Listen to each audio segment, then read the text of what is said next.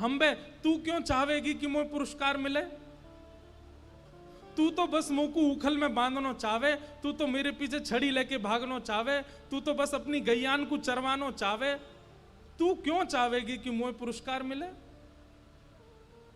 दुनिया के बालक ऐसे ऐसे पुरस्कार जीत के आमे, मेला देखवे जामे। मैं और दाऊ दादा कभी वृंदावन से बाहर भी गए, कभी जानी ना दे हमें। अरे दाऊ दादा जा मैया की तो ऐसी मन में है जी हम दोनों ने घर में ही बूढ़ो कर लेगी, कहीं ना जान देगी हमें। ये सब बात ठाकुर जी हृदय पर पत्थर रख के कह रहे ताकि मैया के मन में संवेदना हो जाए और मैया जाने की स्वीकृति दे।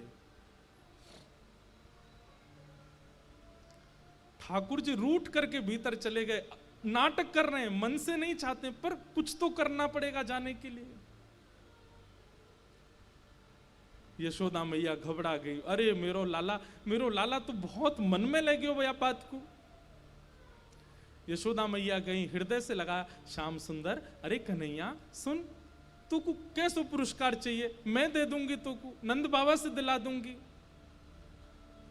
ठाकुर जी गोद से उतर के जाने लगे, मोए ना चाहिए मैया, सब घर में ही व्यवस्था कर दो, मुझको यहां तक कहीं मत जान दियो तुम।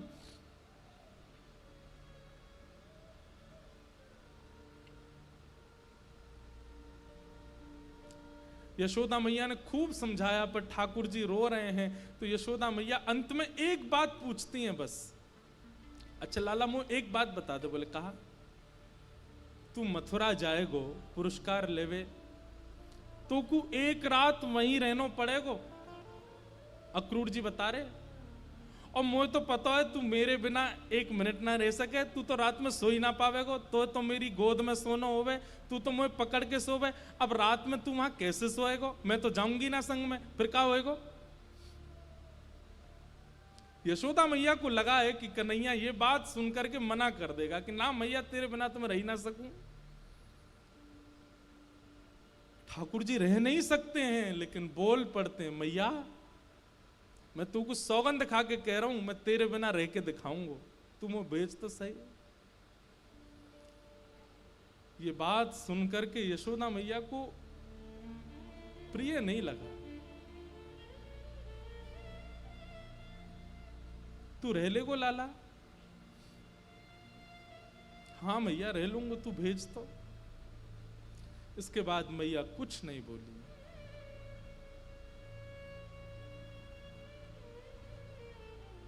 ठाकुर जी एकांत में जाकर के रो रहे हैं, मैं कैसे समझाऊं, कैसे बताऊं कि ये सब सत्य नहीं है।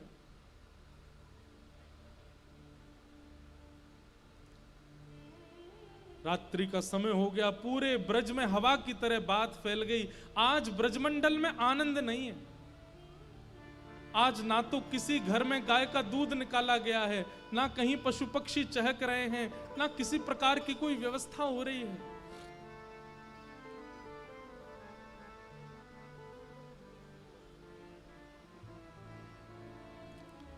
प्रसाद पाकर के सोने की व्यवस्था, सुबह लाला मथुरा जाएगो, मैया ने सब व्यवस्था, वस्त्र रख दिए ठाकुर जी के, लाला जे पहन लियो कल और पुरस्कार लेके तुरंत आ जाइयो वृंदावन। हाँ मैया मैं परसों आ जाऊंगा।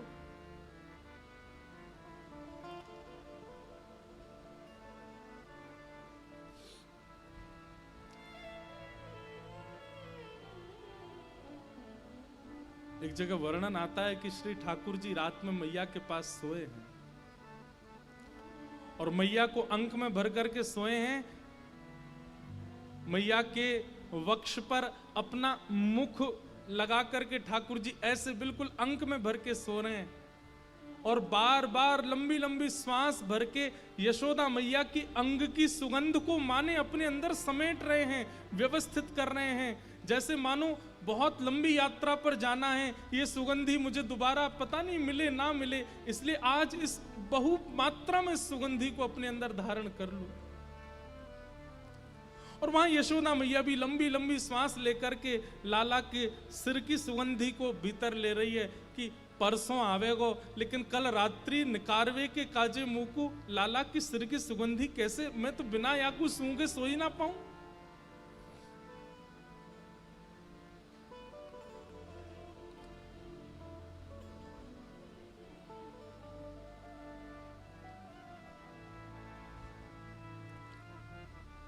प्रातःकाल का समय हो रहा है और श्री यशोदा मैया अत्यंत व्याकुल हैं। सूर्य उदय होते समय सब ब्रजवासी प्रार्थना कर रहे हैं, हे सूर्य नारायण आप उदित मत हो, क्योंकि आपके उदित होते ही कन्हैया चलो जाएगो। सूर्य उदय जैसे ही हुए सब ब्रजवासियों के रो नहीं रहे हैं, बस सिसकारियां चल रही हैं कि अब हम कैसे जिएंगे।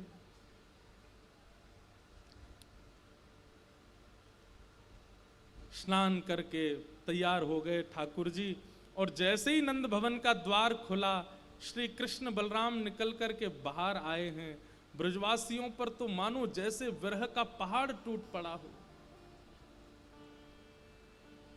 ये बात बंधुओं तब है कि जब ब्रजवासियों को ये पता है कि परसों कन्हैया आ जाएंगे वापस, तब इतने व्याकुल हैं ब्रजवासी।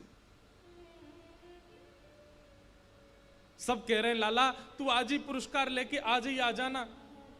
अरे तू संध्या तक भी प्रतीक्षा मत करवावे लाला, तू हम सत्य बता रहे हैं, हम कैसे रहेंगे तेरे बिना। जो जो गोपियां ठाकुर जी की शिकायतें करती घूमती थीं, आज वो सब गोपियां ठाकुर जी से कह रही लाला हम तेरी कोई शिकायत ना करेंगी, पीछे वालों द्वार हमेशा खोल के रखेंगी, तू जो मटकी चाय फोड़ जाइयो, तू जैसो चाय माखन खाए जाइयो, तू जो चाय तू बछड़न ने लेके भाग जाइयो, तू जो करेगो हम सब राजी हैं, तू मत जाना। ठाकुर जी कह रहे अरे ये आश्चर्य काय को है रो, मैं कोई हमेशा को थोड़ी जा रहा हूं, मैं आ जाऊंगा परसों।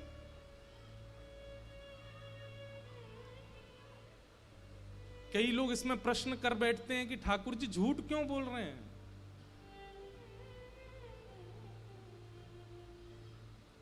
बंधुओं, अगर किसी असत्य भाषण से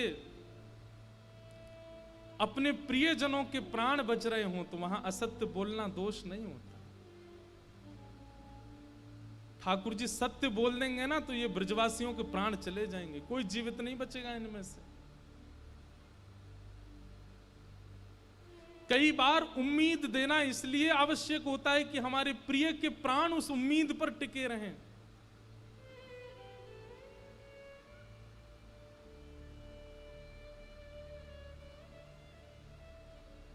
ठाकुर जी उम्मीद इसलिए देके जा रहे हैं कि कहीं आत्मदाह ना कर लें अपना। अरे तुम तो ऐसे रो रहे हो जैसे मैं हमेशा को जा रहा हूं, अरे परसों आ जाऊंगा मैं, और दाऊ दादा है ना मेरे संग, जल्दी ले आवेंगे मोकू। सब ब्रजवासियों से मिल रहे हैं, सब सखाओं से मिल रहे हैं। एक जगह वर्णन करते हैं कि किशोरी जी के सामने ठाकुर जी गए और किशोरी जी से अपनी कुछ भाषा में ठाकुर जी कहते हैं, हे श्यामाजू आप तो सब जाने, आप तो अंतर्यामी हैं कि मोकू लीला विस्तार के लिए ब्रज से बाहर जानो पड़ेगा, कृपा करके मोए आज्ञा दो।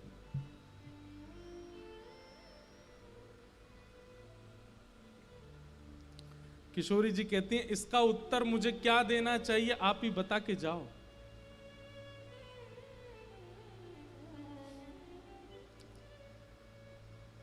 प्रिय जब जा रहा हो तो उसको रोकते नहीं है, टोक लग जाती है। और प्रिय यदि जा रहा हो और उसको कोई रोके ना तो फिर प्रेम कैसा।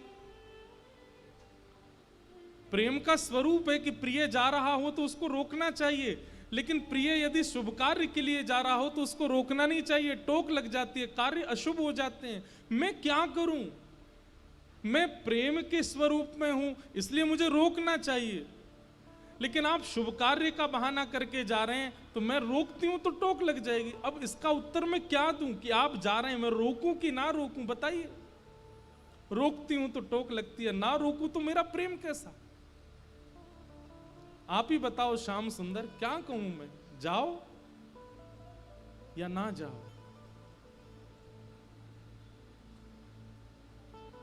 ठाकुर जी के नेत्र सजल हो गए और किशोरी जी के चरणों की ओर देखते हुए श्याम सुंदर मौन वहां से आगे हो गए,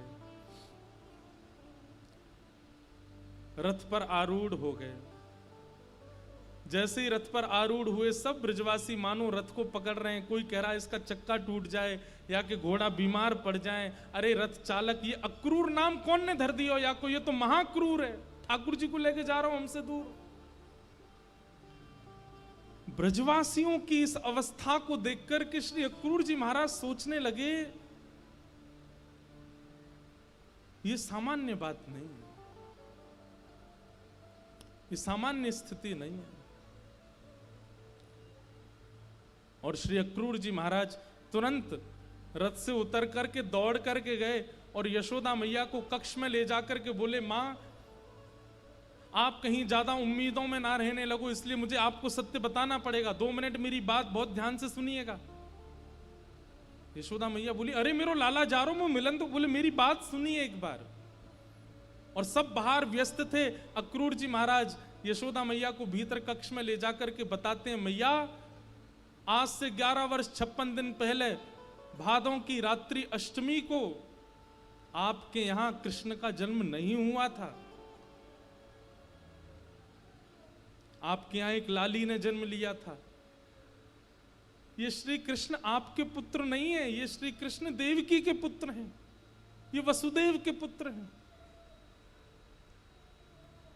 कंस ने अष्टम गर्भ को नष्ट करने का संकल्प लिया था, इसलिए कंस से अपने बालक की सुरक्षा करने के लिए वसुदेव जी अर्धरात्रि में पता नहीं कैसे कारागृह खुल गए, दरबान सो गए, वो उस बालक को लेकर के गोकुल आए और आपके बगल में नवजात बालिका की जगह इनको सुला करके उस बालिका को ले जाकर के कंस को दिया है। और ये बात मैं इसलिए बता रहा हूं क्योंकि 11 वर्ष 56 दिन आपने पालन किया जिस लाल का, उसकी जन्मदात्री मां आज भी कारागृह में प्रतीक्षा कर रही है। और अब कृष्ण के जाने पर अगर कृष्ण लौट करके आए वापस तो वो मां जीवित नहीं रहेगी, वो बहुत प्रतीक्षा कर रही है। मैं रोज मिलता हूं देवकी से। आपने तो पालन किया है कृष्ण का, उन्होंने तो जन्म दिया है, इसलिए मां अगर कृष्ण लौट करके ना आवे तो आप परेशान मत होइएगा, क्योंकि वो अपनी वास्तविक मां के पास जा रहे हैं। ये शब्द सुनकर के यशोदा मैया विश्वास नहीं कर पा रही हैं, वो बोल नहीं पा रही हैं, उनके पास शब्द नहीं है, वो पलक नहीं झपक रही हैं, उनका पूरा शरीर ठंडा हो गया है, वो विचार ही नहीं कर पा रही हैं ये अक्रूर क्या कह रहा है। जड़वत एक मूर्ति की तरह यशोदा मैया खड़ी है। और इतना कहकर के प्रणाम करके अक्रूर जी चले गए, रथ में जाकर के बैठ गए। और जैसे ही रथ आगे बढ़ने लगा, थोड़ी देर बाद यशोदा मैया को होश आया। जैसे तैसे अपने आप को संभाल करके यशोदा मैया नंद भवन से बाहर निकल करके आई। रथ को जाता हुआ देख एक तरफ तो मन में कुतूहल चल रहा है, ये मेरो लाला नहीं है, दूसरी तरफ बाल लीला पूरी चित्त में घूम रही है, ये वो मेरे प्राण श्री कृष्ण है जिसको सदा हृदय से लगा के मैं रही हूं। चिल्लाती हुई जा रही है यशोदा मैया, अरे लाला रुक जा, अरे कन्हैया रुक जा, अरे लाला नेक रुक जा। यशोदा मैया का स्वर सुनकर के ठाकुर जी स्वयं को रोक नहीं पाए, चलते हुए रथ से कूद पड़े और दौड़ करके जाके यशोदा मैया के अंक में भर गए। खूब रो रहे हैं ठाकुर जी, नहीं जाना चाह रहे। यशोदा मैया कहें, लाला अपनो बहुत ध्यान रखियो। और एक एक रों का मैया स्पर्श कर रही है, ठाकुर जी के मुख का, नेत्रों का, नाक का, ओष्ठ का, ग्रीवा का, वक्ष का, उदर का, घुटने का, एक एक अंग यशोदा मैया अपने हाथों में मानो जैसे स्पर्श समान कर रही हो। पतो ना अब कब छूवे को मिलेगो। और सर्वांगीण अंग छूते छूते जैसे यशोदा मैया ने लाला के चरण छुए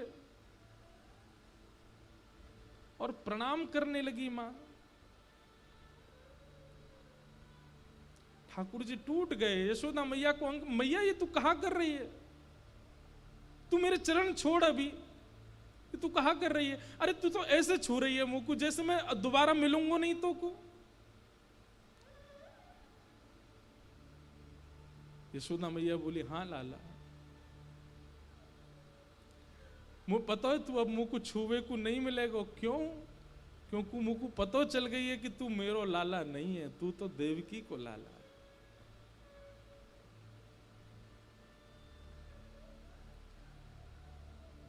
भादों की अष्टमी की रात्रि को कहा भयो, मुझको अक्रूर जी ने सब बताए दिए लाला। और मुझको ये भी पता चली कि तोए पतो है ये बात कि तू देवकी को लाला, लेकिन तैने भी बड़ो अच्छो नाटक कियो मेरो पुत्र बन के रहवे को। तो को तो पहले ही पता चल गई कि तू देवकी को पुत्र है। और मुझको ये भी पता चली कि तो आज भी पता है कि तू देवकी के पास जाके वापस नहीं आएगा, लेकिन फिर भी कैसो नाटक करके जा रहा हो कि मैं परसों आ जाऊंगा। तेरो दोष ना है लाला। शायद हम ब्रजवासीन के प्रेम में ही कोई कसर रह गई होगी, जो शायद हमें ये सब अनुभव करना पड़ो। लेकिन तू चिंता मत करे, तू रुकियो मत, बिल्कुल तू जा मैया के पास, अपनी वास्तविक मां के पास जा। पर लाला एक वचन दे के जा।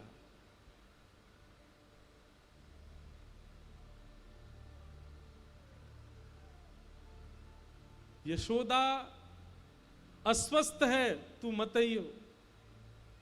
यशोदा कहीं गिर गई है, तू मत आइयो। यशोदा के चोट लगी, तू बिल्कुल मत आइयो। लेकिन जब तू को पतो चले कि यशोदा मरवे वारी है लाला, तू वह समय आ जाइयो बस। और मैं अपने प्राणन से प्रार्थना करूंगी कि तब तक नहीं निकले जब तक मेरो लाला मेरे सामने नहीं आ जाए।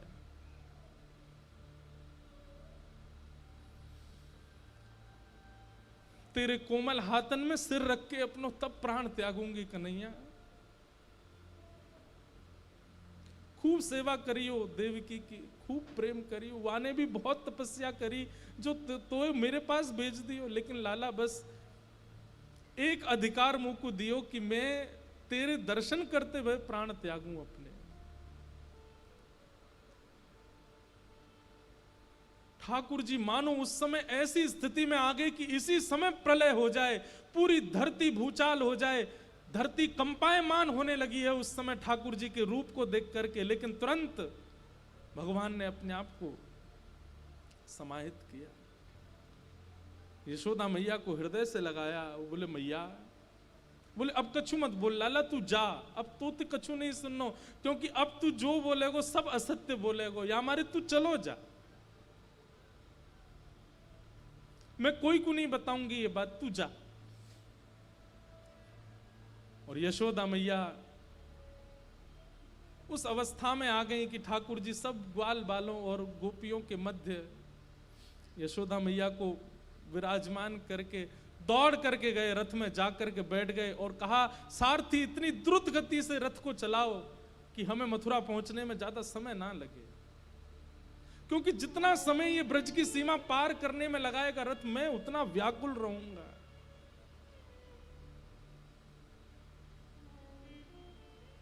और ठाकुर जी मथुरा चले गए। आपको पता है ब्रजवासी अभी भी इसी आश में मथुरा की ओर देख रहे हैं कि लाला हमारी याद आ जाएगी, जे नेक दूर जाते सोई दौड़ के आ जाएगा वापस, ये जा ही ना सके हमते दूर। कई ब्रजवासी तो रो ही नहीं रहे, बल्कि रोते हुए के आंसू पहुंच रहे हैं। तुम काय क्यों रो रहे? अरे हम यहाँ लाला जाने, जे नंद जी को छोरा हमारे बिना रही ना, अब ही देखियो, अब ही दौड़ता हुआ आवेगो। और इसी आशा में खड़े खड़े खड़े ब्रजवासियों को रात हो गई, अंधकार जैसा होने लगा। एक टक बिना कुछ बोले टकटकी लगाए उस मार्ग में देख रहे हैं जिसमें रथ गया है कि कन्हैया आ जाएगा। ठाकुर जी नहीं आए। और जब अर्धरात्रि का समय हो गया, ठाकुर जी जब नहीं आए,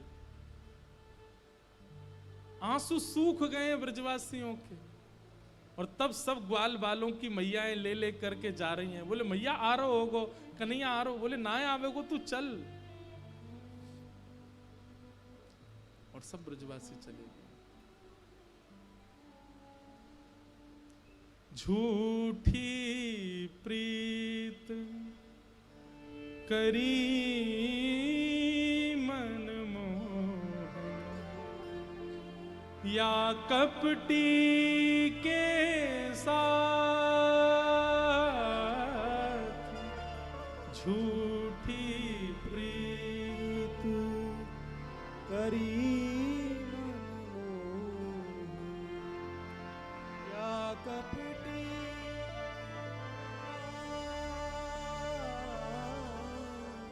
जोहत रह गई बात, जोहत रह गई बात, कान्हा तेरी जोहत रह गई बात। बाट मतलब इंतजार, जोहत मतलब करती रह गई। गोपियां और यशोदा मैया कह रही हैं लाला हम तेरी बाट देखते रह गए, तेरो इंतजार करते रह गए, तू आयो नहीं। झूठी प्रीत करी मनमोहन या कपटी के साथ, हमने कपटी ते प्रेम कर लियो, झूठ बोल बोल के चलो गए हम।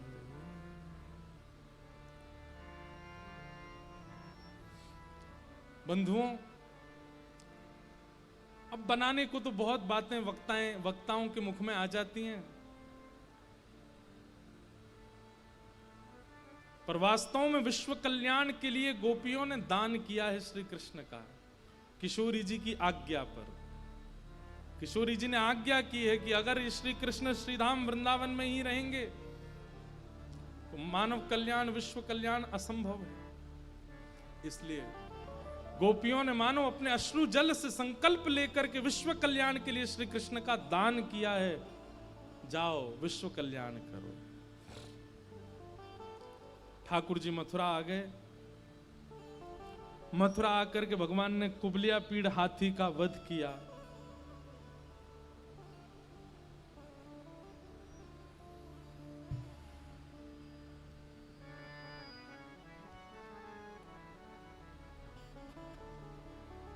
और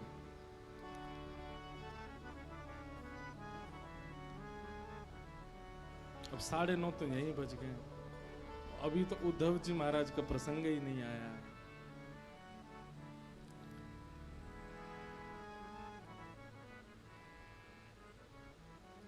थोड़ा कुछ स्पर्श करके फिर रुक्मणी विवाह को कर देंगे। भगवान ने कुबलिया पीड़ हाथी का उद्धार किया। एक दर्जी के यहां जाकर के उसका उद्धार किया। कुब्जा नाम की एक कन्या थी, उसका उद्धार किया। धनुष भंजन किया। बड़े बड़े मल्ल खड़े थे रणभूमि में, ठाकुर जी ने जाकर के उनका वध किया। और 50 सिद्धि ऊपर बैठे हुए महाराज कंस को ठाकुर जी ने देखा। 11 वर्ष 56 दिन की आयु है श्री कृष्ण की।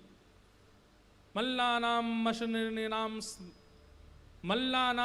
निर्णीनाम नरवर स्त्रीणाम स्मरो मूर्तिमान गोपानाम स्वजनो सताम शितुभुजाम शास्त्रा सुपित्रो शिशु मृत्युर्भोजपतिर विराट विदुषाम तत्वम परम योगिनाम वृष्णीनाम परदेवतेत विदितो रंगम गतः साग्रज।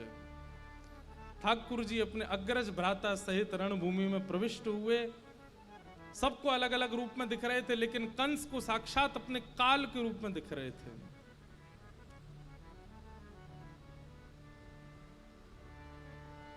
इससे यह बात स्पष्ट होती है कि श्री कृष्ण सुंदर हैं। अगर आपके भाव सुंदर हैं, आपका व्यवहार सुंदर है, आपका चित्त सुंदर है, तो श्री कृष्ण सुंदर हैं।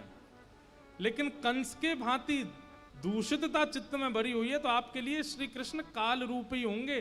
चाहे वो जितना सुंदर श्रृंगार कर लें, जितना सुंदर अपना आवरण धारण कर लें, वो आपके लिए साक्षात काल स्वरूप ही हैं। भगवान ने जाकर के कंस का मुकुट दूर फेंका, केश पकड़ करके दोनों भुजाओं में लेकर के नीचे पटक दिया और कंस का वध हो गया। मथुरा के लोग सब ठाकुर जी को लेकर के नृत्य करने लगे।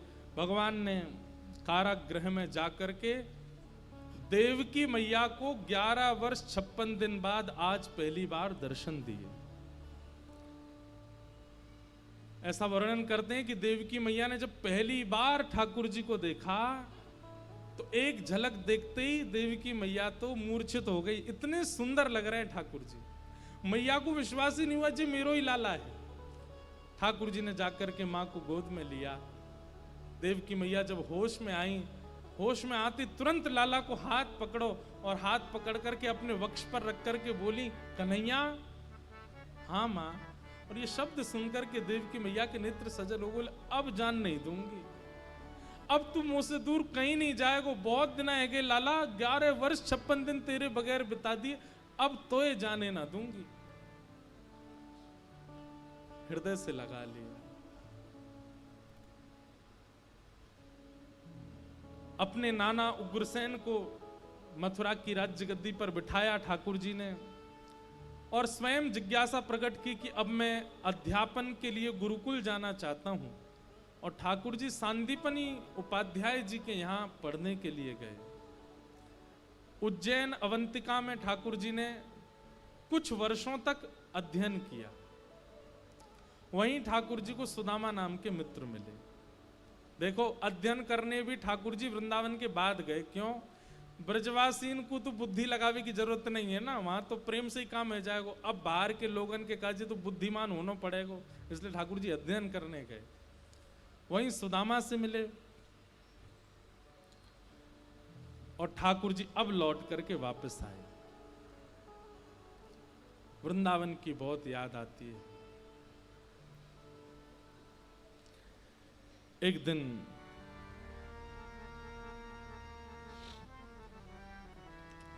देवकी मैया ने मन में विचार कियो कि आज लाला बहुत दिना बाद आयो है,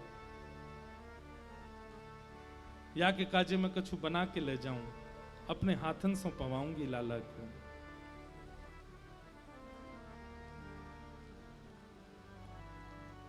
जैसे ही मैया सामग्री लेकर के गई, सामग्रियों में थोड़ा सा मक्खन लेकर के गई, और जैसे ही लाला के सामने जाकर के थाली रखी, लाला आजा मेरी गोद में बैठ जा, आज मैं तो पवाऊंगी, बहुत दिन आएंगे, मैंने तो कभी पवाया नहीं अपने लाला को।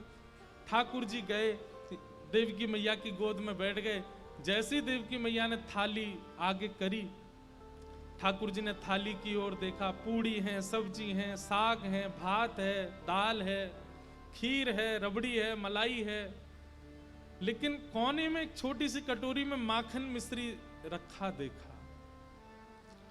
और जैसे ही ठाकुर जी ने मक्खन देखा, ठाकुर जी तो हुंकरियों से रोने लगे। इतनी जोर से याद आई यशोदा मैया की, रोते रोते ठाकुर जी देवकी मैया की गोद में ही लेट गए और रोते रोते कह रहे, मोए वृंदावन जानो है, मोए मैया के पास जानो है, मोए बाबा की बहुत याद आ रही है, मोए वृंदावन जानो है। ठाकुर जी के इस रुदन को और ये कहना कि मोए मैया की याद आ रही है, देवकी मैया उस समय ठाकुर जी को हृदय से लगाती है, लाला मैं यहीं तो हूं, आजा मेरे अंक में भर जा। तो ठाकुर जी चिल्लाते, नहीं मोए मैया पास जानो है। तो देवकी को अनुभव होता है कि ये यशोदा को याद कर रहे हैं। देवकी मैया तो उसी समय उठ करके वहां से चली जाती है और बाहर जाकर के वसुदेव जी से कहती है, संभालो आप, वो बहुत रोता है, उसको यशोदा की याद आती है। मैं ही अभागा हूं, मैं ही दुर्भाग्यशाली हूं, मुझे कभी प्रेम करने का अनुभव नहीं मिला कृष्ण को। वो आज भी यशोदा को याद करता है। कृष्ण की रुदन को सुनकर के बलराम जी दौड़े अपने कमरे से और दौड़ करके कन्हैया के कक्ष में गए। दाऊ दादा से गले लग के बहुत रोए ठाकुर जी, दाऊ दादा वो वृंदावन की बहुत याद आ रही है, दाऊ दादा आप ले चलो ना मुकु, वृंदावन ले चलो, मैया के पास ले चलो। ठाकुर जी ऐसे हट कर रहे हैं जैसे कोई जिद्दी बालक करता है।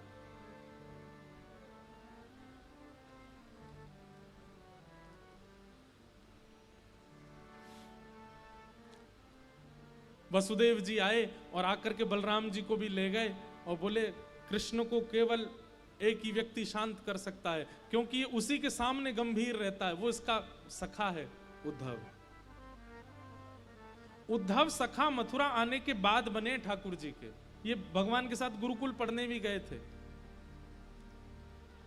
उद्धव को जाकर के वसुदेव जी बोले, उद्धव तुम समझाओ, तुम्हारी बात मानता है कन्हैया।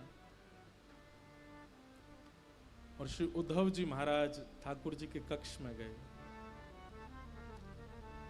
भगवान रो रहे हैं उद्धव कहते हैं, कृष्ण आप क्यों रो रहे हैं? ठाकुर जी कहते हैं, उद्धव मुझे ब्रज की बहुत याद आ रही है। उद्धव जी हंसते हैं, आप परमात्मा हैं, आपको कोई मोह नहीं होता, ये नाटक मत कीजिए मेरे आगे। आप परमात्मा हैं, आप सारे मोहों से दूर रहते हैं, सारी आसक्तियों से दूर रहते हैं। आपका दर्शन करने वाला मोह आसक्तियों से दूर हो जाता है। ये क्या आप आडंबर कर रहे हैं? ये रोना धोना बंद कीजिए, ये हो ही नहीं सकता। ये परम तत्व ब्रह्म परमात्मा का ये स्वरूप नहीं हो सकता। उद्धव वेदों की ऋचाएं सुनाने लगे, परमात्म तत्व का वर्णन करने लगे। ठाकुर जी बोले, उद्धव तूने प्रेम तत्व पढ़ा कहीं पर? उद्धव जी बोले, नहीं, बृहस्पति गुरु जी ने प्रेम तत्व के बारे में तो कुछ नहीं बताया। और प्रेम तत्व है क्या? ये धर्म अर्थ काम मोक्ष चतुर्विध पुरुषार्थों के आगे प्रेम की क्या चलती है? ठाकुर जी बोले, इसीलिए तेरे मुख से ज्ञान प्रकट होता है उद्धव, क्योंकि तू अभी तक प्रेम का अधिकारी नहीं हुआ। प्रेम ऐसा जान, बेसन का लड्डू है, नवरत्न है, सुंदर खांड है, सुंदर घी है, लेकिन उसमें मिश्री नहीं है। तू वो है, तू वो लड्डू है जिसमें बेसन भी है, नवरत्न भी है, सब कुछ है, लेकिन मिश्री रूपी प्रेम नहीं है अभी तेरे पास।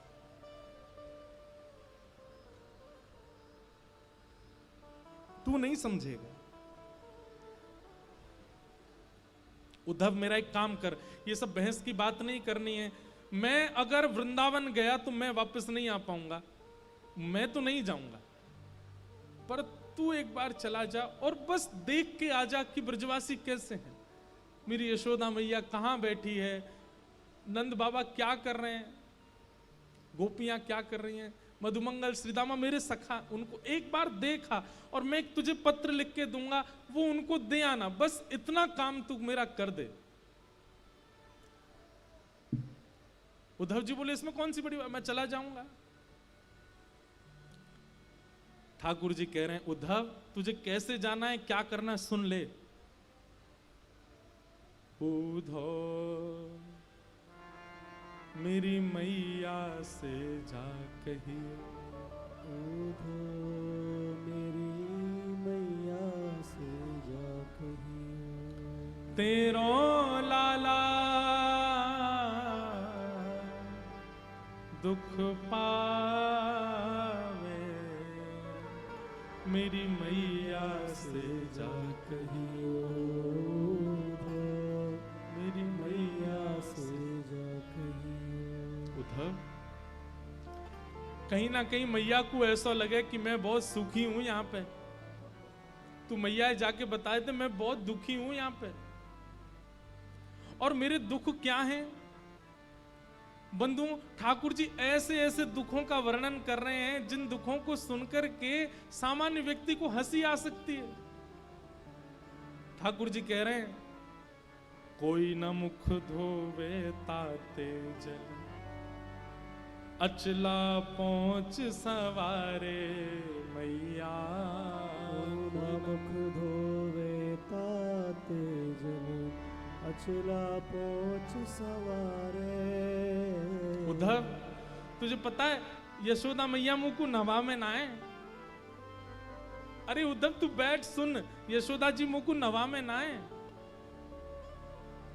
तो पता कहा करें, नेक्स्ट सो लाला है मेरो, या कुछ सर्दी जुकाम है जाएगी, और मैया यों के ज्यादा नवा धुबा के तैयार करके रखूंगी तो जो गोपी नजर लगा देंगी, तो या हमारे मैया मुंह को नवा में ना है तो क्या करें पता है, तातो जल, नेक नेक गुनगुनो जल, और वहां में अपनी साड़ी बोर के वो गीली है जाए, वहां तो मेरा मुंह पहुंच दें, मेरी आंख पहुंच दें, मेरे हाथ पहुंच दें, मेरे पाम पहुंच दें, मेरी छाती और मेरा पेट पहुंच दें। बस हफ्ता में 2 हफ्ता में 1-2 बार ही नहावे को अवसर है, बाकी मैया मुंह को नहावे ना है। पर यहाँ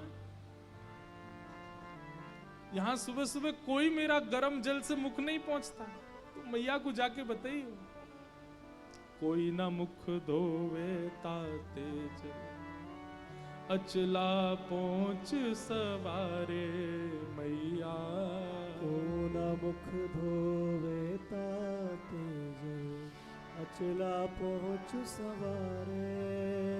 और मैंने ब्रज में कभी थाली में भोजन नहीं किया उद्धव।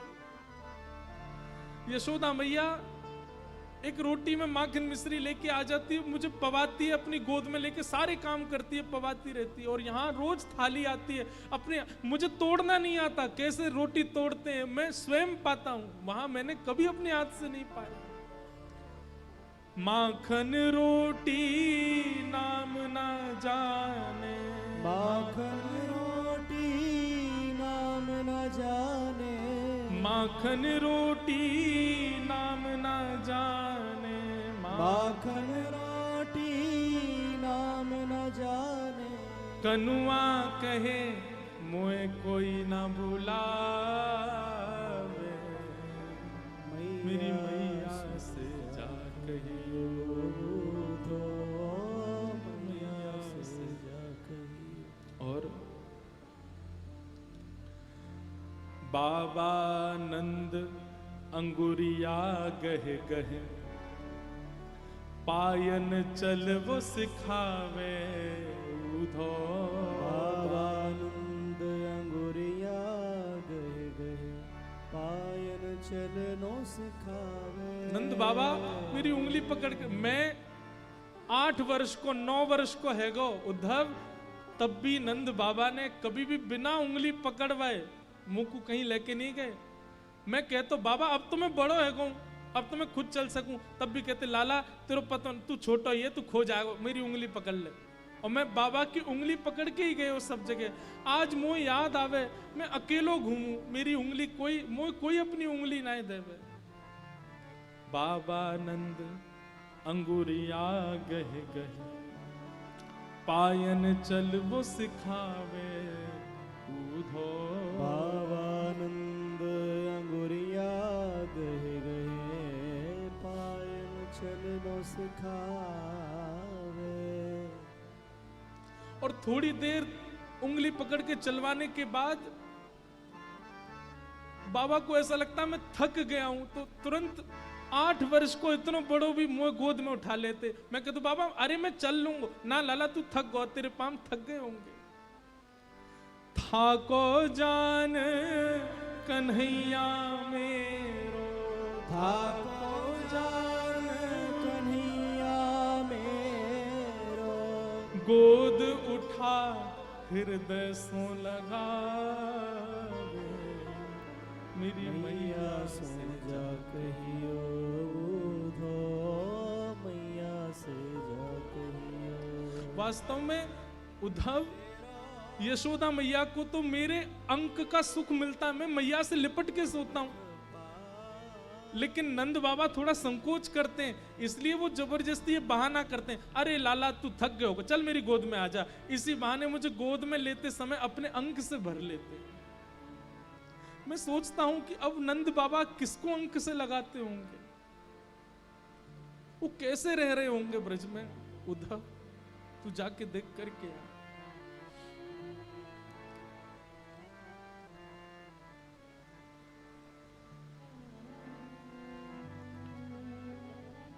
गहर जान जाओ धो, आज ही जाओ ब्रज में, आवत है मोहे याद गोपिन की, आवत है मोहे याद गोपिन की, गैया यूं रम्हावे, मेरी मैया से जा कहियो उधो, मैया से जा कहियो। उद्धव जी को ठाकुर जी कह रहे हैं उद्धव तुम जा। उद्धव जी महाराज ठाकुर जी के आंसू पहुंच रहे हैं और थोड़ा व्यंग में बोल रहे हैं, ये सब आप कैसी बातें कर रहे हैं ठाकुर जी। मुझे लगता है ये ब्रजवासियों को समझाना पहले जरूरी है। अगर ब्रजवासी रोना धोना बंद कर देंगे तो आप शांत हो जाओगे। ठाकुर जी बोले अगर वे रोना बंद कर देंगे, वो मोह याद करना बंद कर देंगे, तो मैं तुमको वचन दे रहा हूं मैं ठीक है जाऊंगा। मुंह को रोनो ज्यादा यही मारे आ रहा हो, मुंह को रोज हिचकी आमे या को मतलब है ये ब्रजवासी मुंह को याद करें। उद्धव जी बोले फिर तो आपने सही व्यक्ति को चुना है। मैं अपनी लच्छेदार वाणी में ऐसा प्रवचन सुना करके आऊंगा, उनको परब्रह्म परम तत्व की ऐसी व्याख्या सुना करके आऊंगा, भूल जाएंगे आपको। वो आपको सामान्य लाला समझ के बैठे हैं, आपको सामान्य बालक समझ के बैठे हैं, इसलिए रो रहे हैं। मैं अभी जाकर के आपका परब्रह्म रूप उनको दिखा करके आता हूं, भूल जाएंगे आपको। लेकिन वचन दीजिए, अगर ब्रजवासी शांत हो जाएं तो फिर आप पुनः उनको कभी याद नहीं करोगे। ठाकुर जी बोले तू जा तो ब्रज। सुन उद्धव, एक मेरी बात सुन। बोले क्या? ज्यादा पर ब्रह्म आदि इन सब के ज्ञान की बात मत करिए उनके आगे। भोले हैं ब्रजवासी, वो ज्यादा कठिन शब्द समझ नहीं पाएंगे, तू सरल भाषा में बोलना।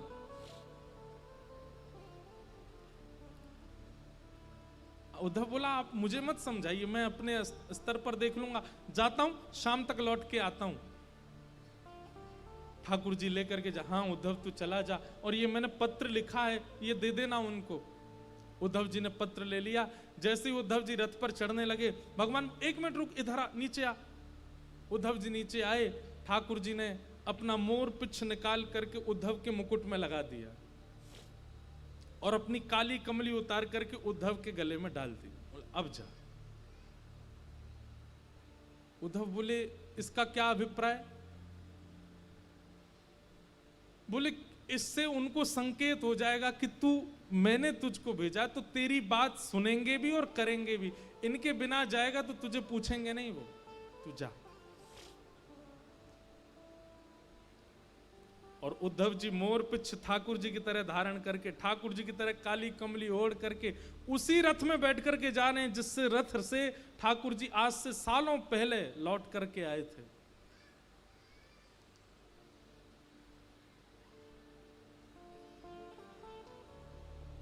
यहां ब्रजवासियों की स्थिति ऐसी है कि रोज मथुरा के मार्ग पर जाकर के बैठ जाते हैं, प्रतीक्षा करते हैं कि आज श्याम सुंदर आएंगे, आज श्री कृष्ण आएंगे।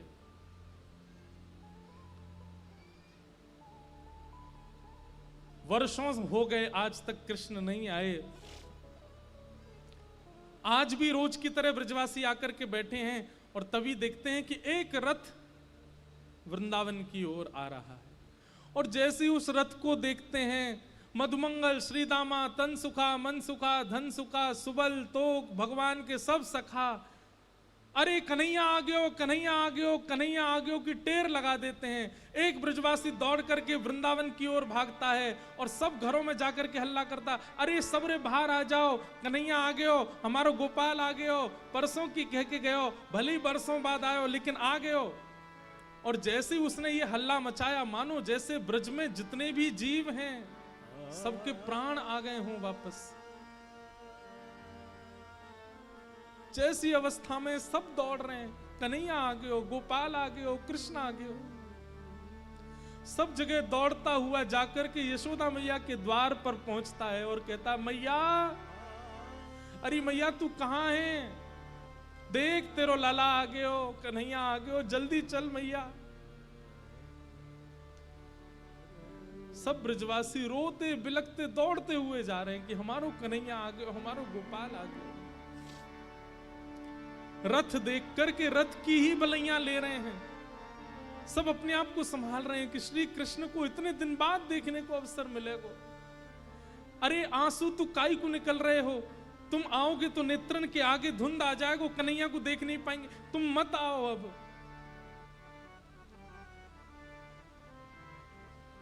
कई ग्वाला तो छुप के बैठ गए, हम ना मिल रहे आते, इतने दिना की कह के गए हो हम ते, परसों आ जाऊंगा, परसों आ जाऊंगा, इतने साल बाद आ रहा हो, हम ना मिल रहे आते, तुम लोग मिल लो, हम नहीं मिलेंगे आते। तभी एक ग्वाला बोलो, अरे भैया बाद में रूठ जाइयो, अभी इतने साल बाद कन्हैया आयो, पहले मिल ले, एक बार गले लगा ले, एक बार हृदय से लगा ले, फिर रूठ जाइयो। लाला 4 दिन मुझे बात मत करियो, फिर रूठ जाइयो, अभी तो मिल ले। तुरंत वो अपना क्रोध छोड़ देता, बोले हाँ सही कह रहे हो, पहले मिल लूं फिर नाराज झेलूंगा। दौड़ करके सब ब्रजवासियों ने उस रथ को बीच मार्ग में ही रोक लिया। और सब प्रतीक्षा कर रहे हैं, अब कन्हैया निकलेगो रथ में थे, अब पर्दा हटेगो, पर्दा हटा के हमारो कन्हैया उतर के आवेगो, पहले मैं देखूंगा, पहले मैं देखूंगा, लड़ाई हो रही है ब्रजवासी में, तू पीछे हट, पहले मैं देखूंगा। और इतने में ही द्वार खुलता है रथ का,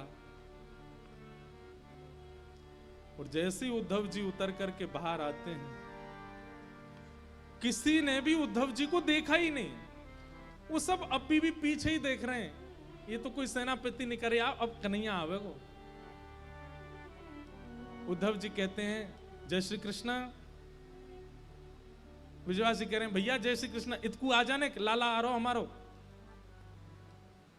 उद्धव जी कह रहे हैं मैं आप लोगों से बात करने आया हूं, मेरी बात सुनिए। बोले तेरी सुन लेंगे भैया, इतकू आ जा, लाला आ रहो हमारो। उद्धव जी बोले रथ में कोई नहीं है, श्री कृष्ण आप लोगों की बहुत याद करते हैं, आप लोगों के विरह में बहुत व्याकुल रहते हैं, इसलिए उन्होंने आज मुझे भेजा है, मैं पत्र लेकर के आया हूं उनकी तरफ से, उनका अनन्य सखा उद्धव। ब्रजवासी बोले कहा कही तेने, कन्हैया ना आयो ना, वो नहीं आए हैं, मुझे भेजा है उन्होंने पत्र लेकर के, आप लोगों की याद में कुछ लिखा है, वो लिख के भेजा।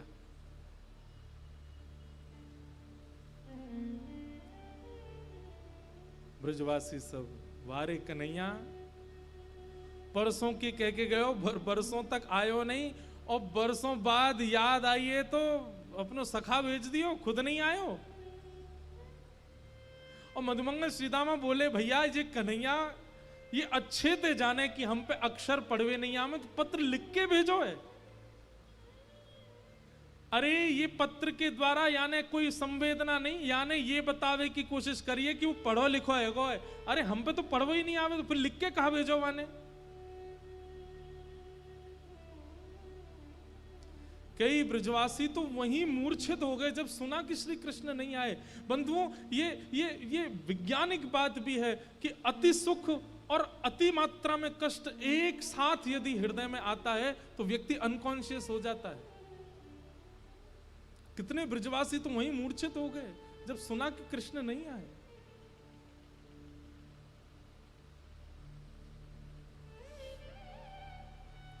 उद्धव जी कहते हैं मुझे यशोदा मैया से मिलना है। मुझे कहां मिलेंगी मां? मधुमंगल बोलो ये नदी देख रहे हो छोटी सी, या के किनारे किनारे चलो जा, या नदी को उद्गम जहां है ना वही नंद भवन है, चलो जा। उद्धव जी महाराज बोले नदी का उद्गम भवन से?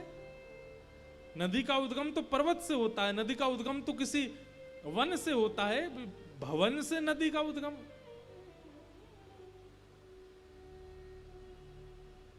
मधुमंगल के तेरे सखा कन्हैया जब से गए ब्रजमंडल से, उनके विरह में सब ब्रजवासी नंद भवन की दहली पे जाकर के रोते हैं और उनके अश्रु जल ही नदी बन करके बह रहे हैं, इसलिए इसका उद्गम नंद भवन से। उद्धव जी महाराज को पहला झटका लगा यहां पर कि कोई इतना विरह आतुर हो सकता है कि उसके अश्रु जल नदी बन के बहने लग जाएं, और वो भी 2, 4, 10, 15 लोग नहीं, पूरा का पूरा ब्रजमंडल, और वो भी 2, 4, 10, 5 दिनों के लिए नहीं, वर्षों से रो रहे हैं। ये मोह नहीं हो सकता। मोह की अवधि तो 5 दिन की होती है, मोह की अवधि तो 10 दिन की होती है, ज्यादा से ज्यादा 1 महीने की होती है। ये मोह नहीं हो सकता है कि वर्षों से इतनी संख्या में लोग रो रहे हैं कि नदी बन के बह रही है।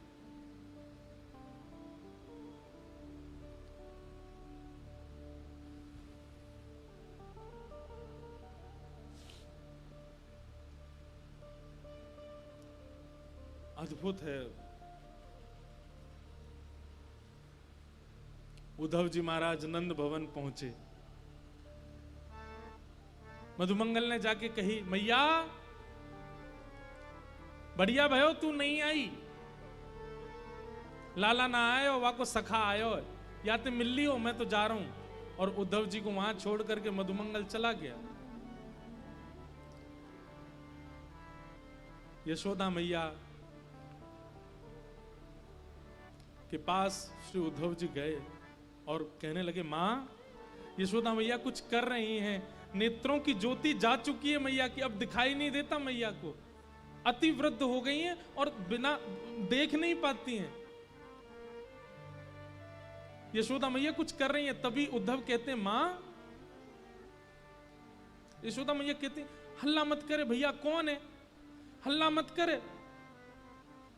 कभी चंदा मांगे, कभी बहू मांगे, कभी खिलौना मांगे, कभी कछु मांगे, बड़ी मुश्किल अंत सुलायो मैंने पलना में। कन्हैया सो रहा है, तू हल्ला मत करे, हल्ला करेगा तो उठ जाएगा, उठ के फिर रोवेगा, मुझको तो भाई बहू चाहिए, मुझको चंदा चाहिए, तू हल्ला मत करे।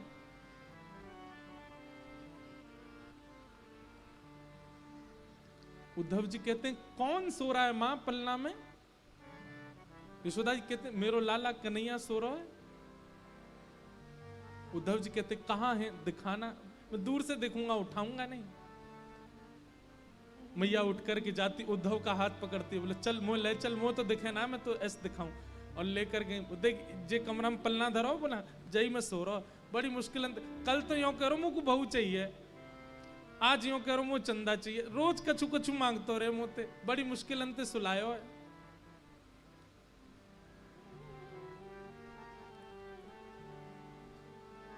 उद्धव जी कहते हैं, मां कोई नहीं है पलने में,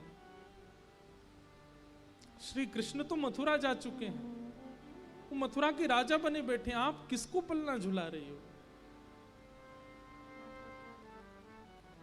ये सुनकर के यशोदा मैया को याद आ गया और तुरंत गिर पड़ी वहीं और रुदन करते करते बोली, अरे मैं भूल गई।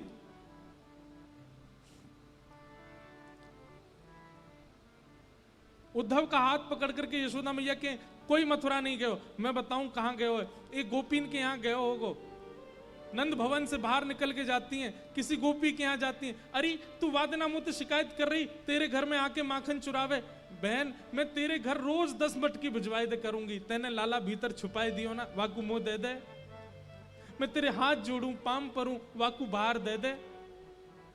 गोपी के, मैया मेरे यहां कन्हैया नहीं है। उद्धव का हाथ पकड़ के दूसरी गोपी के यहां जाती हैं, बोले या के यहां गए होगो, या के बालकन के संग खेले। अरे तू वादना मुझसे शिकायत कर रही ना, तेरे बालकन को नोच जाए कन्हैया, मैं आज ते वाके हाथन को बांध दूंगी, कभी नहीं नोचेगो, मेरो लाला तेरे पास है ना, दे दे। घर घर गोपियों के पास यशोदा मैया जाती हैं और उन्होंने जो शिकायत वर्षों पहले की थी वही शिकायत याद दिला करके कहती हैं कि मेरो लाला तेरे पास है, वह दे दे। ये सब स्थिति देख रहे हैं उद्धव जी और विश्वास नहीं कर पा रहे हैं कि ये कैसे संभव हो सकता है।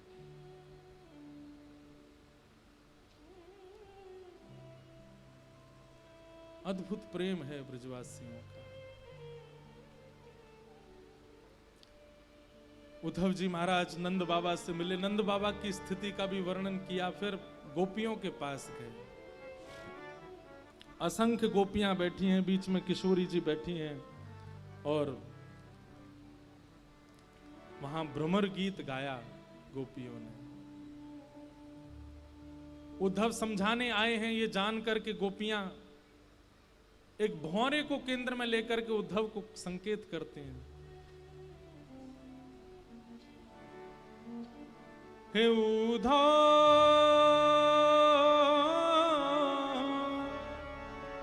मत आइयो समझाने, जाके कांटा लगे सो ही जा, जाके कांटा लगे सो ही जाने, जाए बसे हैं दूर बिरज से, भेजते हैं संदेशा, हम गोपीत राह तकत हैं, रूप हो गया कैसा। अरे अगर हम पे दया नहीं आई तो यशोदा मैया पे तो दया करी होती कन्हैया ने।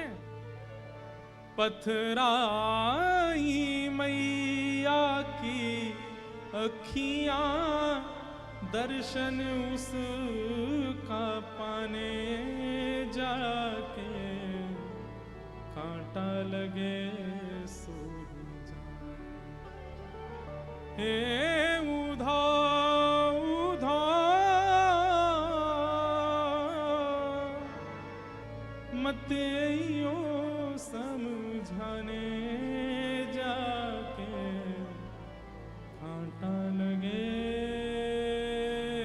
सो ही जाने। गोपियों ने उद्धव जी महाराज को ज्ञान उपदेश किया, प्रेम उपदेश किया, और 6 महीने बीत गए उद्धव जी को ब्रज में। ठाकुर जी से कह के आए थे शाम को आ जाऊंगा। 6 महीने निकल गए उद्धव जी को वृंदावन में, और 6 महीने बाद उद्धव जी की स्थिति ऐसी हो गई, बिना रथ के पैदल ही गए वृंदावन से। और ठाकुर जी के चरणों में बड़ी बड़ी दाढ़ी हो गई है, मूछें हो गई हैं, जटा जैसे केश हो गए उद्धव जी के, पहचान में नहीं आ रहे किसी के। और ठाकुर जी के चरणों में जाकर के मथुरा में कहते हैं, मैं आपसे केवल एक चीज की भीख मांग रहा हूं श्याम सुंदर। भगवान के उद्धव ये क्या हो गया तुझे? बोले केवल एक वस्तु दे दीजिए। बोले क्या?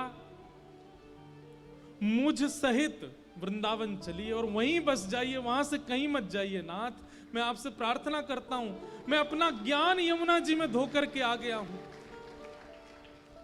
मैं अपनी सारी ब्रह्म विद्याओं को, सब अपनी वेद विद्याओं को, सबको तिलांजलि देकर के आया हूं वृंदावन में। मैंने ऐसा प्रेम कहीं अनुभव नहीं किया। मैं आपसे निवेदन कर रहा हूं, मैं प्राण त्याग दूंगा बिना वृंदावन के। तो आपकी स्थिति क्या हो रही होगी इस वक्त? यशोदा मैया, नंद बाबा, गोपियों, सबको मिलकर के आया हूं। मैं आपसे केवल एक चीज की याचना करता हूं, अभी वृंदावन चलिए। ये मथुरा आपके लिए नहीं है, वो द्वारिका आपके लिए नहीं है, वो ब्रह्मांड वैकुंठ आपके लिए नहीं है। नाथ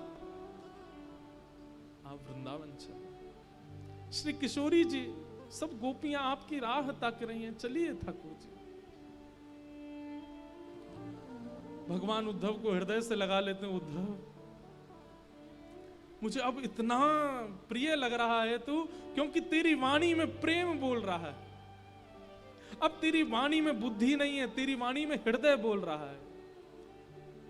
मुझे ऐसा लग रहा है कि मेरे सामने उद्धव नहीं, साक्षात वृंदावन, साक्षात यमुना जी और साक्षात ब्रजवासी एक मूर्तिमंत रूप धारण करके मेरे सामने खड़े हैं। उद्धव मैं यही चाहता था कि तू ब्रज को अपने अंदर धारण करके आ।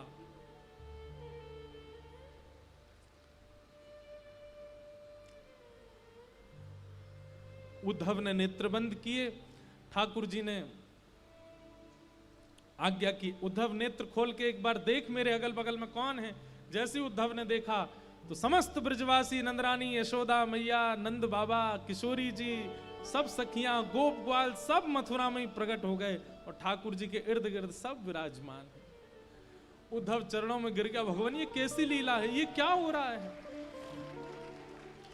ठाकुर जी कहते हैं, उद्धव मैं ब्रज ही हूं, मैं श्री जी ही हूं, मैं ब्रजवासी ही हूं। इसलिए कभी ब्रजवासी दिखे, कभी ब्रज दिखे, कभी ब्रज की कोई वस्तु दिखे, उसमें मुझ में भेद मत मानना। हम कभी अलग नहीं हो सकते, हम एक ही हैं। ये तो केवल एक सांसारिक लीला मुझे पूर्ण करनी है, जिससे संसार की माया में रहने वाले लोगों को ज्ञान दिया जा सके। जो प्रेम के अधिकारी नहीं हैं, उनके लिए कुछ दिन की लीला करने के लिए मुझे द्वारिका लीला करनी पड़ेगी। इसलिए मैं ब्रज से बाहर आया हूं, बाकी नहीं तो तू किसी और से नहीं मिल के आया है, तू मेरे ही स्वरूपों से मिल के आया, वो मैं ही हूं। मैं और ब्रज कहीं अलग नहीं हूं उद्धव, और ना मैं ब्रज से कभी अलग होता हूं। वृंदावनम परित्यज्य पाद मेकम न गच्छति, मैं वृंदावन छोड़ के एक पग भी बाहर नहीं रखता। ये तो मेरा ऐश्वर्य स्वरूप है जो मथुरा में बैठा है। वास्तव में मेरा जो प्रेम स्वरूप है, देखना चाहेगा कहाँ है। ठाकुर जी तुरंत खिड़की खोलते हैं और वृंदावन की ओर दिखाते हैं तो किशोरी जी गले में गलवैया डाल करके श्री कृष्ण के खड़ी हैं। ठाकुर जी कहते हैं वो है मेरा लीला रूप, वो सदा वृंदावन में ही रहता है, वो कभी वृंदावन से विलग नहीं होता है।